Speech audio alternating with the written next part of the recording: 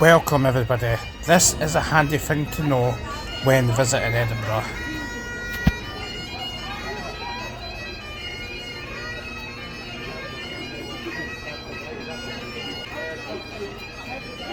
So guys, we're just nearly at the castle. Actually just seen there the birds. Now, to hold the bird, please note that you do need to pay a tip.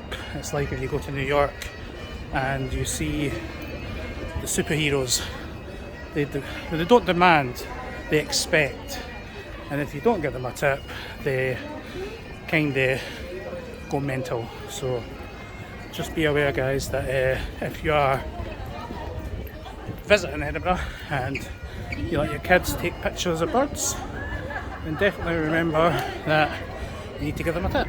So we're just walking up past the Scottish whisky experience, and wow, take a look at this.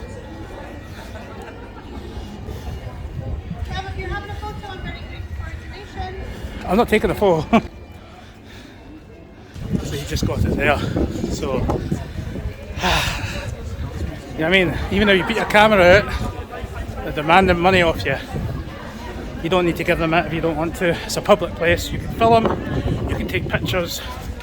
You don't need to give them anything unless you want them to. So they can also refuse as well. So guys, I hope this helps when you're planning your trip to Edinburgh. I wouldn't class these as scams, but I wouldn't give more than £2 to £3 as a tip if you are using their service, unless they are advertising a price, for example, holding the birds. If this has helped you, please subscribe to the channel and hit that bell for notifications. Thank you.